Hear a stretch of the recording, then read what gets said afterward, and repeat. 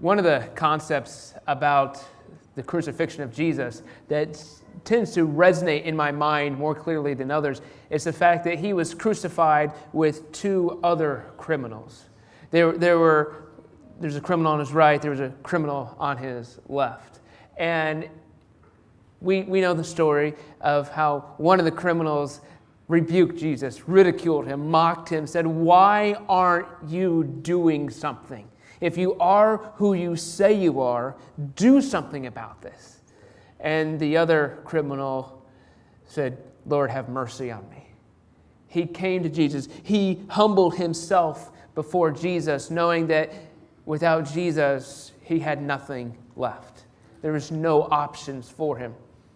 And in the Old Testament, we find it talks about Jesus in a lot of different ways. And in fact, the most referenced Old Testament chapter, the New Testament, the chapter that it references the most is Isaiah chapter 53. In fact, there are at least 41 direct citations to Isaiah chapter 53, which talks about the crucifixion, talks about what Jesus was going to endure for you and for me. And so we come to Isaiah chapter 53. Actually, we'll start in 52 as it moves into 53, and what Jesus did for us. So we have the two criminals, one on Jesus' right, one on his left, one who accepts him and one who rejects him. And this is a suffering servant that we find in Isaiah. When the Lord says, "My servant will prosper, he will be highly exalted." But many were amazed when they saw him. His face and appearance were so disfigured that he hardly seemed human. Kings and nations will stand startled and speechless in his presence, and they will see and understand what they had not been told. This is where we start with Jesus, the suffering that he endured. And one of the things about Jesus is that he is exalted for his servanthood. Now, that has caught on in our society today a little bit, in the fact of, talking about servant leadership and putting others before you and helping them. But that was pretty radical thinking in Jesus' time. They didn't have the concept of if you serve someone that will better yourself, that will help you. Jesus is reversing the social norms. He humbled himself. He lowered himself. He sacrificed himself for others who didn't even deserve it. And through his actions, people are going to be startled. Nations and kings will be speechless in his presence. They will be like, "What is happening here? This isn't how the world works. This isn't what makes the world ebb and flow." But people will also be appalled at his appearance, about what he looks like. Now, if you've seen any of movies that depict the crucifixion, I imagine that it's hard for you to watch. It's really hard for me to watch. Of what Jesus endured, the torture, the torment, the ridicule, the mockery, the emotional, physical, and mental abuse that he endured. It's hard for me to watch that. But when we look at Jesus, the people that were there during the crucifixion, he was so disfigured, so dismembered that he was hardly human. That's how much he suffered for us. He gave up his humanity for us. He sacrificed himself completely. And so I think about all the things that Jesus endured once he entered the city of Jerusalem. He entered the city of Jerusalem on a high. People were shouting, welcoming him with open arms as though he was their conquering hero king who had come back victorious from battle. And they were ready to put him on the throne. And then a few days later, they had arrested him. They had a few false trials to accuse him. They ridiculed, they mocked him, they beat him, they tortured him. Jesus endured all of those things. And one of the things that come to mind is I know many of you have lost loved ones who you've lost them after a long battle with disease or suffering or something of that nature. And I've been in those hospital rooms with families as they're saying goodbye to loved ones. And I can see on the family's face, they say, their loved one is a shell of themselves. This is not the person I remember. This was not mom. This wasn't dad. This wasn't my loved one who I'd spent years with. And it is tough to have those final memories. But then we think of Jesus, how he endured all of this, and he wasn't even human anymore. That's how much he was tortured. That's how much of a burden that he bore. But in chapter 53, God continues. He says, "Who has believed our message? My servant grew up in the Lord's presence like a tender green shoot, like a root in dry ground.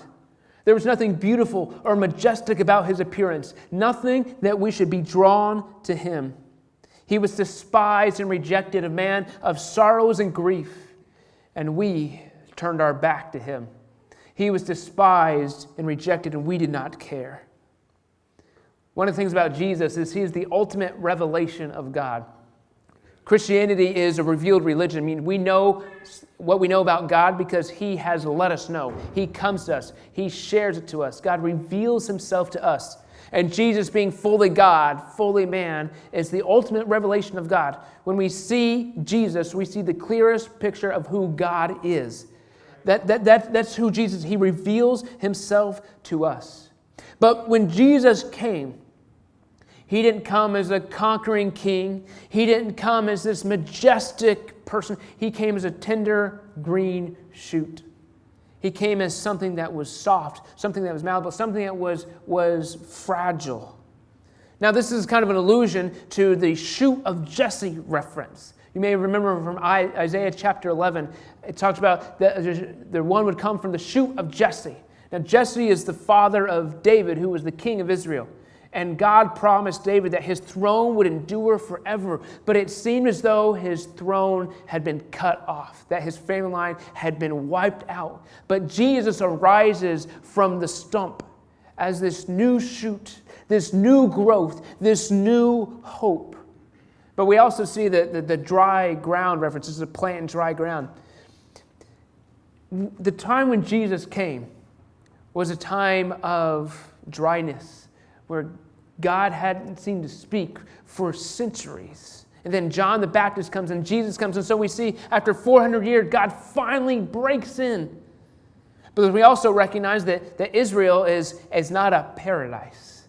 You know, that area is politically and geographically kind of a wilderness, kind of a desolate type place. And Jesus came there. Not as this great, strong tree, but as a tender shoot for us to show hope, to show life. There's times where people are asked, if you could have dinner with anybody from any time in history, who would it be? Jesus is a common person that people may share. But one of the things about Jesus is I don't know how charismatic Jesus is. From a standpoint, you know, you can think of charismatic people. You know, there's people that everyone's just drawn to them because they have this just charisma about them. What Isaiah tells, there's nothing attractive about Jesus that we should be drawn to him. We're just drawn to him because of the truth. That's not about Jesus. That's about who God is, about what Jesus brings in God. It's not as though Jesus was a good-looking guy and people said, I want to be like him. In fact, many people left Jesus. They said, no, that's too hard. The cost is too much. Jesus wasn't trying to gather a crowd. He was trying to change lives. He was trying to move in the individual. He wasn't trying to just have his name remembered. He was trying to change who people were. We continue on. Yet it was our weakness that Jesus carried. It was our sorrows that weighed him down. And we thought his troubles were punishment from God for his own sins. But he was pierced for our transgressions. He was crushed for our iniquities. The punishment that brought us peace was on his shoulders, and by his wounds we are healed. And All of us, like sheep, have strayed. We have left God's path to follow our own, yet the Lord laid all our sins on him. Jesus suffered because of us. He suffered because of you. He suffered because of me. But one of the things about what's happening in the suffering is that Jesus didn't come to obliterate sin. It's not as though he waved his hand and did some magic type thing and said, poof, it's gone. Jesus carried it on his shoulders. And so the image I get is that Jesus is dragging it. It's tough. It's hard. We've got to make sure that we don't minimize the suffering, the pain, and the effort that Jesus had to go through to get sin out of here. It's not as though he just, poof, it's gone. It's he drug it, tooth and nail. He fought hard to make sure that sin could be carried off, could be lifted from us, that we would no longer have to bear it. Jesus came to provide healing, to provide restitution. He suffered because of us. Jesus endured all of this because of the curse that sin had put in this world. But here's an alliteration for you. Christ's crucifixion cancels creation's curse. It cancels it. It gets rid of it. It says no longer is that what we have to look forward to. We have something greater. It was because Jesus was pierced for our sins. Now, transgression is a pretty serious word. And regardless of what faith or religion that you have, if you have a God that you can sin against, transgression is pretty intense because it's a sin against God. It's doing something against him. So it's not as though you just were mean to somebody else. You rejected God. It's a rebellious act that Jesus came so that we could be free from the death that came from our transgressions. He gives us hope because he takes the burden away. Now, the image of sheep is always kind of indicting a little bit. If we would be honest, sheep are not always considered the most intelligent animals, and to associate with something that's unintelligent is not real flattering. But when sheep are part of a flock and they aren't tended to, they aren't taken care of, they tend to stray. But what's happening is Jesus says, I'm going to come bring you back. I'm going to come provide a way, because that is God's response to sin. He says, I'm going to find a way to fix it. Now, we've got to accept that redemption. We've got to accept the forgiveness that Jesus provides. But we have to recognize that we are like sheep and that we tend to scatter. We tend to stray. We tend to go a different way than what God has for us. We try to do our own thing. But Jesus provides a way back. He did that through his suffering, through what he endured for us. And it continues, he was treated harshly, yet he never said a word, like a lamb led to slaughter. And as sheep before the shearers are silent, he did not open his mouth. Unjustly condemned, he was led away. No one cared that he died, but he was struck down for our rebellion. He had done no wrong, had never deceived anyone, but he was buried like a criminal. He was put in a rich man's grave. I've never raised livestock. I've never had to take an animal to the butcher. Now, I recognize where meat comes from. It doesn't come from the grocery store. I understand that there's a process that happens there, and I eat meat without question. But I have a cousin who several years ago purchased a hog for an event, and he had the hog for a few weeks before he had to take it to the butcher. And he remembers getting that hog into the trailer to take to the butcher. And first and foremost, he felt kind of guilty. Now, he's like me. He eats meat, and I mean, he's not oblivious to where all the meat comes from. But he felt guilty of what he was trying to get the pig to do, to get into the trailer to take to the butcher. But you also recognize the pig realizes the trailer's a bad idea. I'm safe here. I get fed here. Why would I want to go into that trailer? Doesn't look very inviting. That's how animals act. When there's danger, they fight tooth and nail.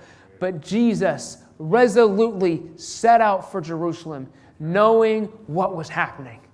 Jesus got in the trailer knowing what the end result was going to be. He humbled himself. He allowed affliction to happen. He did not rebel. He did not resist. He was the sacrificial lamb.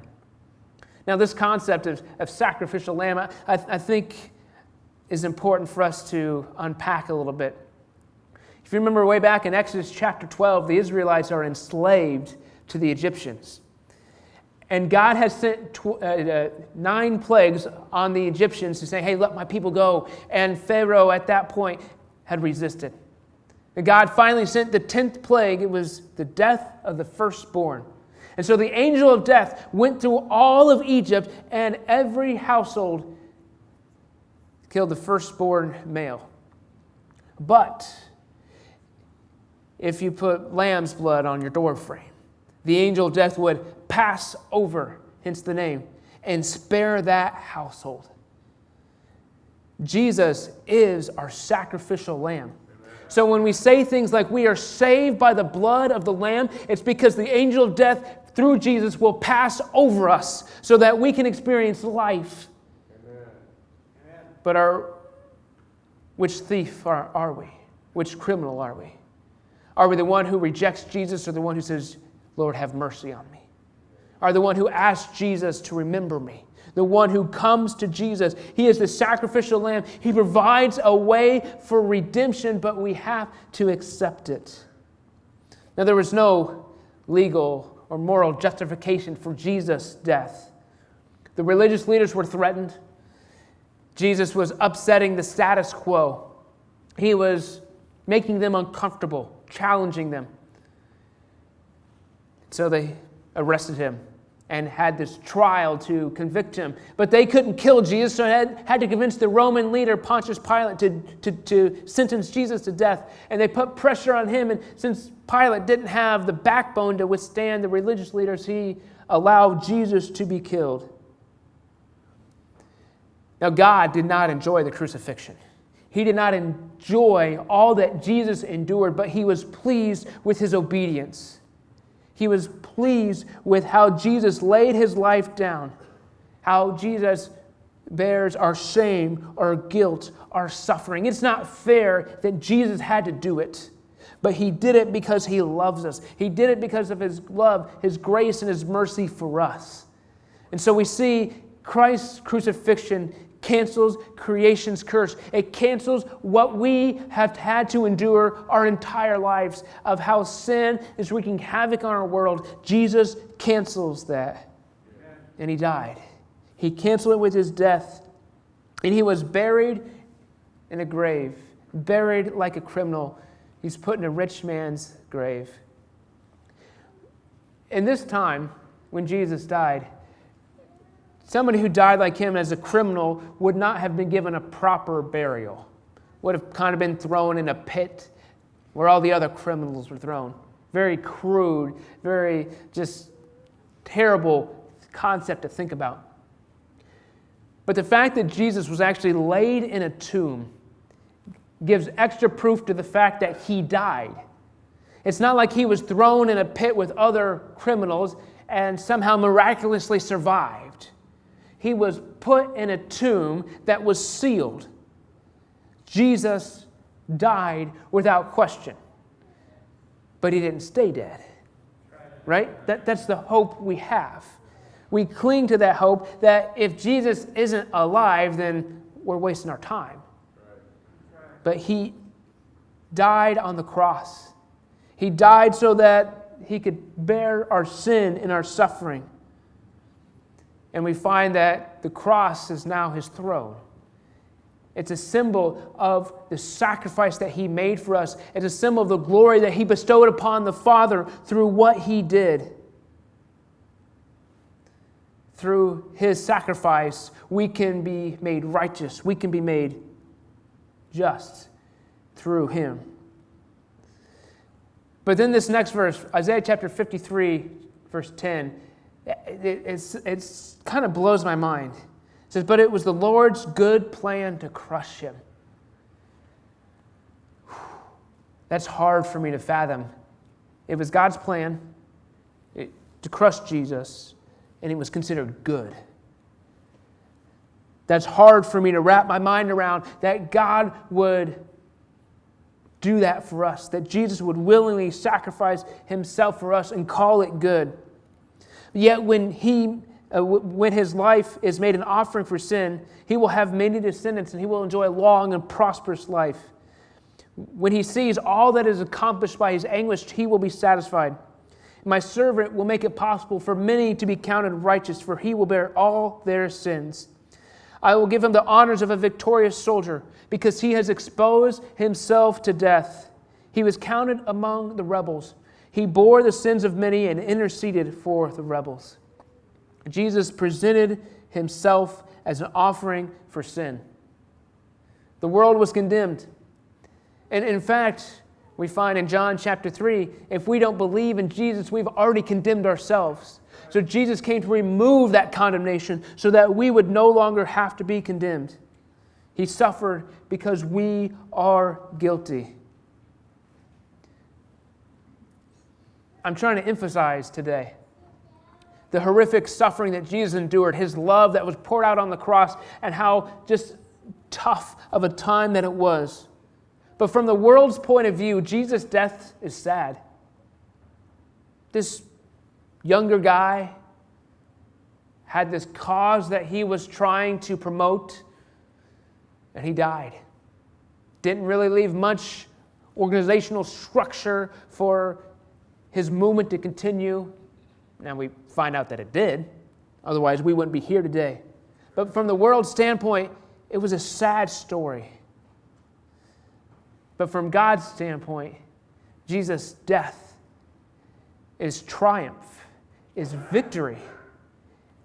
It is satisfying the wrath that God has. God made a plan for salvation. And his plan with salvation included the redemption, included Jesus suffering so that we could move from death to life. Jesus was then honored. Because of his sacrifice, we find that Jesus is honored for what he did, for his obedience to the Father, for his submission to him. He was glorified and he has all authority. But we have the choice of which criminal are we going to be like. Are we going to be like the one who rebuked Jesus, the one who rejected him, the one who questioned why Jesus didn't do something to save himself right then and there? Or are we going to be like the one who begs for mercy, the one who says, Jesus, I need you? It's our choice. But Jesus confronts us with the choice. You can't interact with Jesus without making a choice. You either have accepted him or you have not. So we have to look at who Jesus is and see, how have I responded?